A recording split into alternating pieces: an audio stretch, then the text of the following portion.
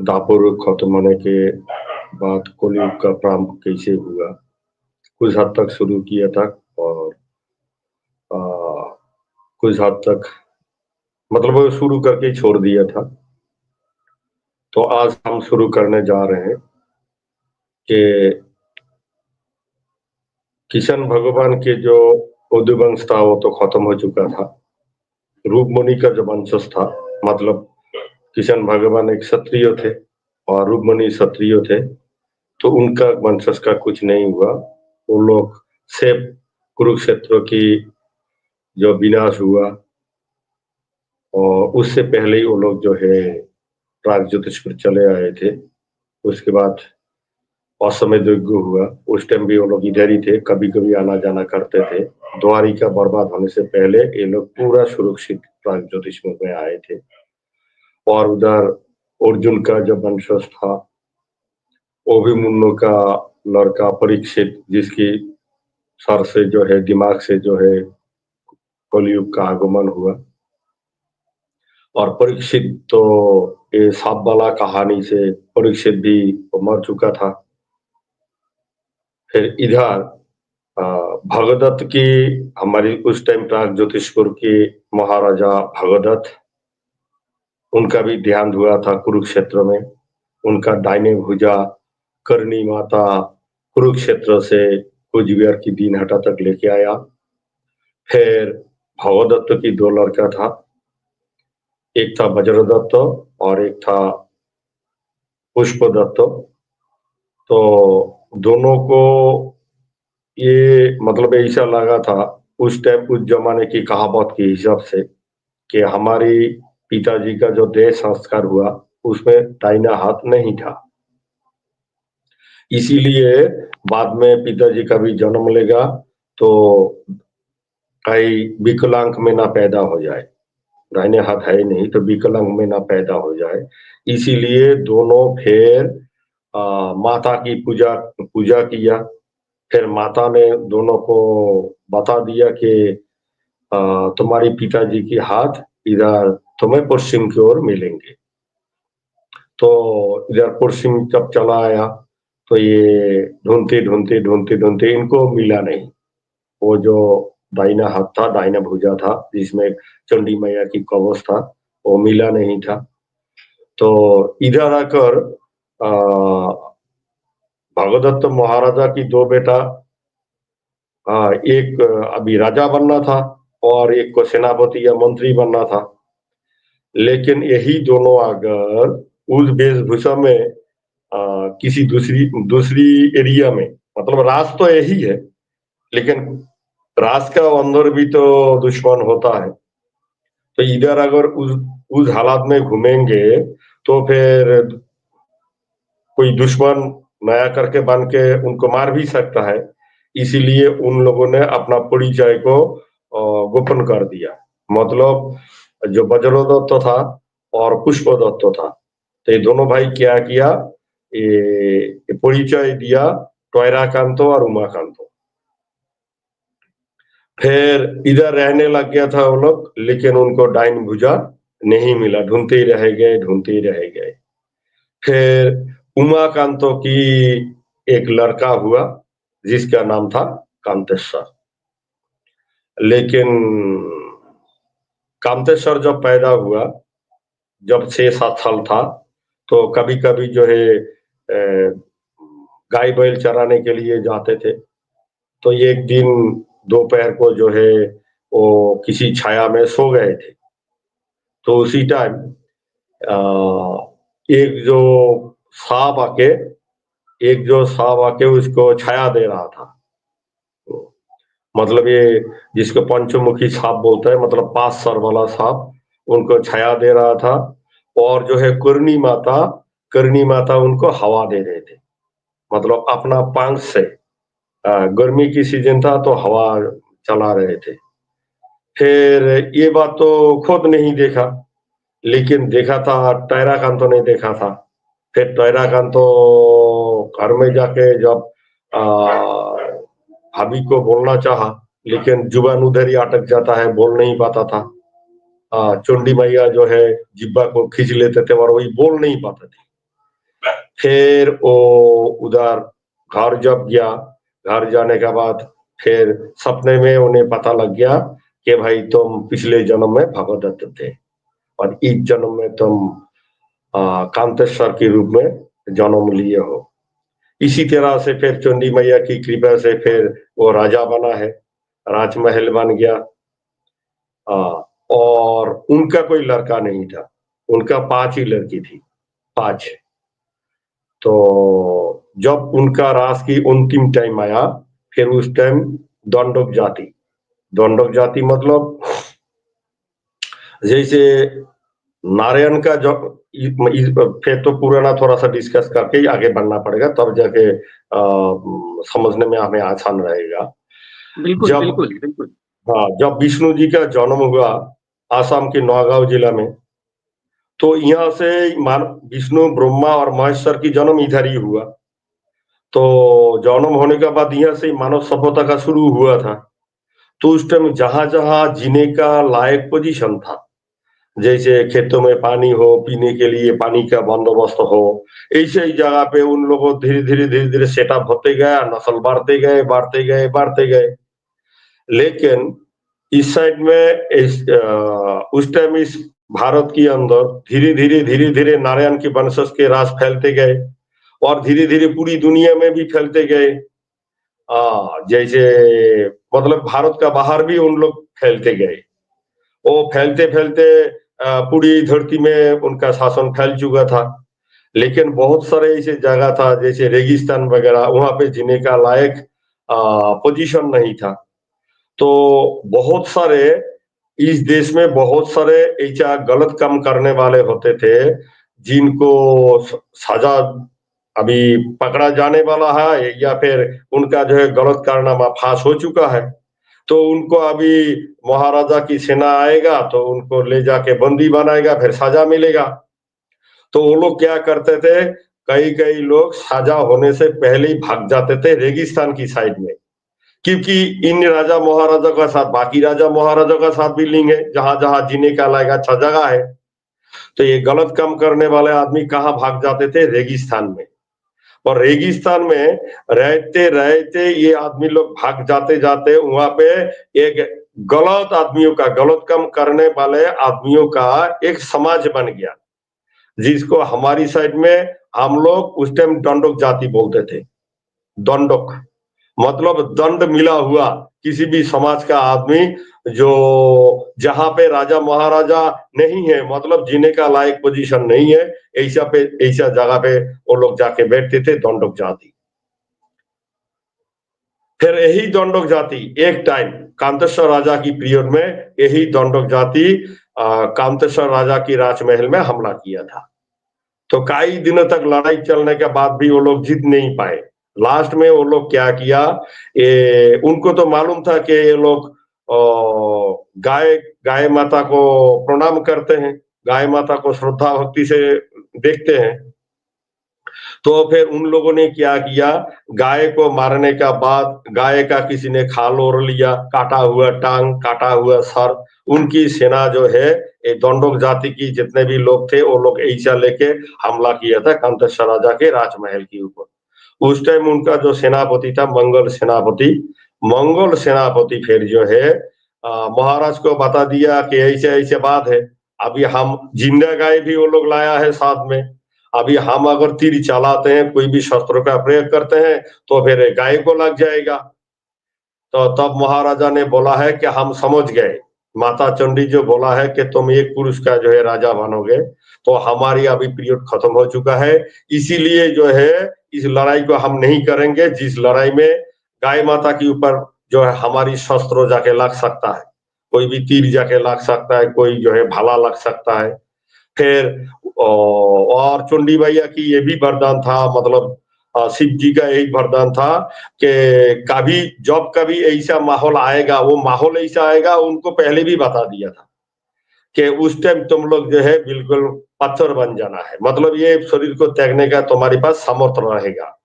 फिर उसी time Mongol को बोला कि तुम यहाँ से निकल जाओ और बाकी हम जो है यहाँ पे पत्थर होने वाला जो मतलब ये लुप्त होने का जो जिसके पास वरदान है, ये लोग इधर हम लुप्त हो जाएंगे, तुम यहाँ से निकल जाओ।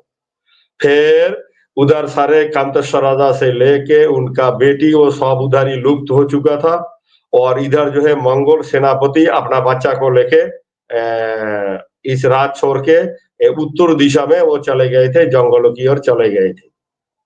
फिर उसके बाद फिर वही लोग फिर वहां पे जब तोड़फोड़ करने लग गया, फिर उस टाइम जो है उनका जो है मतलब सेकेंड वर्ल्ड वॉर जिस तरह से मासान रणनीति की द्वारा जो हिटलर जापान की सेना का बर्बादी हुआ था, उसी तरह से दंडक जाति का जो सेना था उनका उसी तरह से बर्बाद हुआ था। और फिर वो लोग इधर वो तो जीते भी नहीं थे, क्योंकि लड़ाई गोमाता के कारण से लड़ाई ऐसे ही छोड़ दिया था, तो समझ लीजिए कि उनका जीता हुआ ही हाल था।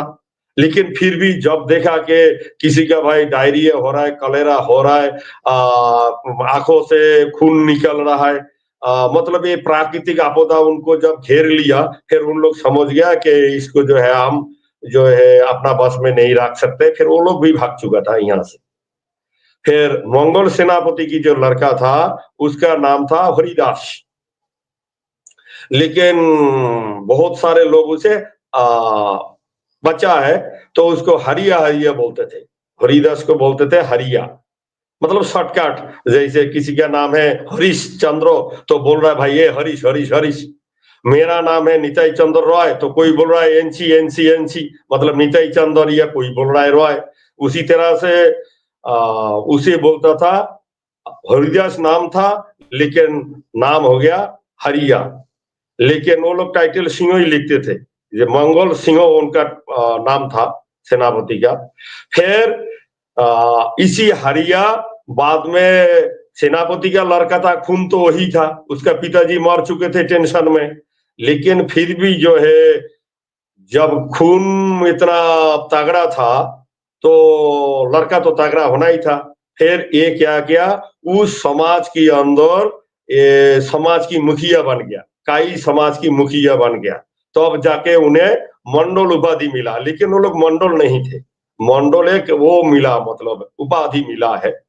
जैसे टाइटल नहीं है, मंडल टाइटल नहीं है, जैसे राय चौधरी है या चौधरी है या साहेब है, जैसे किसी किसी को बोला मतलब जाता है। एक वो जैसे ये कहा जाता है ना कि एक जोन का वो जैसे प्रधान बना दिया जाता है, ये कहो ना कि भाई वो हाँ तुम ये हाँ, प्रधान किया। जोन तुम्हारे अंडर आएगी, तो वो एक वो था जैसे कह दिया कि भाई तुम इसके मुस्लिमों ने खान लगाना शुरू कर दिया है, कुछ चौधरी लगाते हैं, तो ये जो थे ये आपको जैसे कि उस कबीले के नेता हो आप, कहने का मतलब ये। उस अच्छा, काबिले ये की जो आप स्टोरी नेता है हो। दोस्तों, ये जो स्टोरी है कांतेश्वर महाराज की, ये मैंने खुद जाकर, जहां राजपाट है कांतेश्वर महाराज का, वहां जाकर मैंने खुद वही स्टोरी की है। और अभी वो स्टोरी की है, वहां जाकर आप देख सकते हैं, हमारे चैनल पे वो पड़ी हुई है कि क्या इतिहास रहा है, वहीं का हमने इतिहास दिखाया है पूरा, कि कैसे पत्थर बन गए, सब कुछ वहां जाके हमने शूट किया है, और भी आगे उसकी स्टोरी बनाएंगे। तो जो लोग हमें देख रहे हैं वो जिनको नहीं पता है वो पीछे जाके चैनल में वीडियो में जाके वो स्टोरी देख सकते हैं। और जो लोग और कूच बिहार से रिलेटेड और गौरवशाली इतिहास जो हमारा है उससे रिलेटेड जानकारी के लिए चैनल को सब्सक्राइब कर लेंगे, तो उनके पास सारी इंफॉर्मेशन आती रहेगी इससे रिलेटेड, कि क्या हमारे समाज का गौरवशाली इतिहास रहा है, किस तरह से हमारा समाज रहा, भारत कितना संपन्न रहा, जो हमारा इतिहास था वो कितना गौरवशाली था, और इस गौरवशाली इतिहास के साथ कैसे षड्यंत्र किए गए। ये जो हम स्टोरी आपको बता रहे हैं अलग अलग, जाके मैं खुद कूच बिहार गया इसे जानने के लिए, वहां से मैं बहुत सारी स्टोरीज दे रहा हूँ, वो सब अगर आप चैनल सब्सक्राइब कर लेंगे, नीचे सब्सक्राइब का बटन है और बेल आइकॉन दबा लेंगे, तो आपके पास वो खुद ब खुद सारी स्टोरी पहुंचती रहेंगी खुद ही, और सारे लोग फिर उससे अवेयर होते रहेंगे, मतलब सबको वो स्टोरी मिलती रहेंगी, और सारे लोग उस जानकारी को अपने पास रखेंगे। आगे जब समय आएगा उस जानकारी का जैसे जिससे प्रयोग करने का आदेश मिलेगा वो सबको प्रयोग करना होगा दोस्तों। तो निताई दा आगे बढ़िए फिर। अच्छा सर, तो अभी कांतेश्वर राजा के राजपाट में दंडक जाति का हमला हुआ और यहाँ से मंगल सिंह के जो लड़का था हरिया मंडल मतलब हरिदास सिंह, जिसको हरिया मंडल नाम से जाना गया। लेकिन इसका बीच में और एक कहानी है। ये बोलने का मतलब ये था कि कांतेश्वर राजा का सेनापति का वंशज बाद में उनका क्या हाल हुआ, तो हम यहाँ तक इस बात को रखेंगे। लेकिन बीच में और एक कहानी हुआ, बीच में और एक कहानी हुआ। और बीच में जो राज चलाया था उमाकांत की जो वंश था, उमाकांत की वंश था कांतेश्वर राजा। और कांतेश्वर राजा फिर खत्म होने के बाद उनका भाई जो उमाकांत और जो है टोयराकांत, फिर टोयराकांत का वंशज फिर जो है राज शुरू किया था। टोयराकांत का वंशज फिर राज शुरू कर दिया था। फिर टोयराकांत के, मैं गलत बोला साहब, एक बोलने में मिस्टेक हुआ। जैसे जी जी, आप उसे ठीक कर दीजिए, कहाँ गलती हुई है। हाँ, थोड़ा सा मिस्टेक हो गया, क्योंकि मंगोल सेनापति का वंशज था वो, लड़का नहीं था, वंशज था वो हरिया मंडल। और हरिदास सिंह या फिर हरिया मंडल वो उनका वंशज था। लेकिन जो बीच में जो ये गैप था, फिर हरिया मंडल जब सत्ता में आया उससे और कांतेश्वर राजा की जो बीच में एक गैप था, बहुत लंबा चौड़ा गैप था। इस गैप में फिर शासन कार्य को निभाया, गद्दी में बैठा था टोयराकांत मतलब उमाकांत के जो भाई के जो वंशज था, इन लोगों ने राज किया। और उस टाइम आया था जैसे भास्कर वर्मा या भास्कर बर्मन, तो उस पीरियड की ये कहानी है। ये भी एक बहुत लंबा चौड़ा पीरियड गया था। तो वो लोग नेचुरली ये कलयुग के बाकी राजा महाराजा की तरह ही इन लोगों ने फिर राज किया था। तो इनका राज एक बहुत लंबा चौड़ा टाइम चलने के बाद फिर दोबारा फिर आया वही कांतेश्वर राजा के सेनापति का वंशज जो था हरिया मंडल। फिर हरिया मंडल के लड़का था, दो बीवी थी, मतलब हरिया मंडल के या फिर हरिदास सिंह के दो बीवी थी। एक था हीरा और एक थी जीरा। हीरा का साथ शादी होने के बाद 12-13 साल तक कोई बच्चा नहीं था। फिर जो है जीरा को शादी किया, अपना साली को ही शादी किया, फिर भी बच्चा नहीं हो रहा था। फिर शिव चंडी के ऊपर उन लोगों ने मतलब मनस्कामना रखा, मतलब मन्नत रखा। और जो है 13 साल 14 साल तक जो है इन लोगों ने शिव चंडी की पूजा में एक तरह से मतलब साधना जैसे ही, मतलब जैसे ऐसे खाना है, ऐसे पीना है, ऐसे रहना है, उपवास रहना है, उनका पूजा करना है, मतलब पूरा विधि की तरीके से 14 साल चलने की बाद फिर बच्चा आया दोनों की पेट में। हीरा की पेट में भी बच्चा आया और जीरा का पेट में भी बच्चा आया। तो हीरा की पेट में जो बच्चा आया उसका नाम हुआ विश्व सिंह, और जीरा की पेट में जो बच्चा आया वो हो गया शिष्य सिंह। और फिर विश्व सिंह राजा हुआ। विश्व सिंह जब राजा हुआ तो फिर शिष्य मतलब विश्व सिंह का शादी हुआ, और विश्व सिंह का ही जो है लड़का लोग है, ये नर नारायण, चिला राय, रूप नारायण, ये सारे भाई यही लोग थे। और शिष्य सिंह का जो लड़का था, ये जैसे गौरबंग बोलते हैं या मालदा साइड में जो शशांक बोलते हैं, शशांक, जो जिस शशांक का साथ हर्षवर्धन, राज्यवर्धन, उसके बाद राज्यश्री या भाग्यश्री, जिसका पति के साथ जो है लड़ाई हुआ था शशांक के साथ। तो फिर शशांक ने क्या किया, भाई हमें एक साथ नहीं रहना है, तो हमें कुछ जो है जमीन का टुकड़ा दे दीजिए, हम अलग से वहां पे जाके राजा बन के जिंदगी गुजारा करेंगे। फिर उनको जो है आज की दिन में जो मालदा है, मालदा जो है शशांक को मतलब शशांक के पिताजी को दे दिया गया था।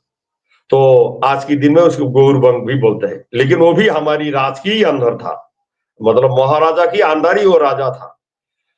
तो अभी नरो नारायण की जो बहन थी, जो राजस्थान के पहला जो सवाई मान सिंह थे उनका साथ उनका शादी हुआ था।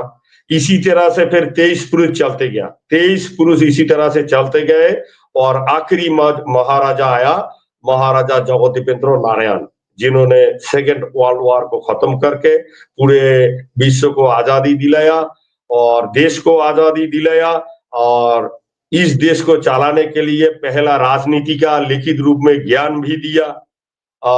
जबकि इनको ब्रिटेन से बार बार ये बोला गया था कि हमने भारत के जितना भी लीडर है सबका साथ बात किया, किंगडम डेमोक्रेसी चलेगा तो आपको वहां पे जो है सम्राट बनाया जाएगा, किंग बनाया जाएगा। और जवाहरलाल नेहरू, महात्मा गांधी इन लोगों ने माना नहीं। जब नहीं माना है तो फिर उनको और इंटरेस्ट भी नहीं था। तो ये कहानी यहाँ तक आया। लेकिन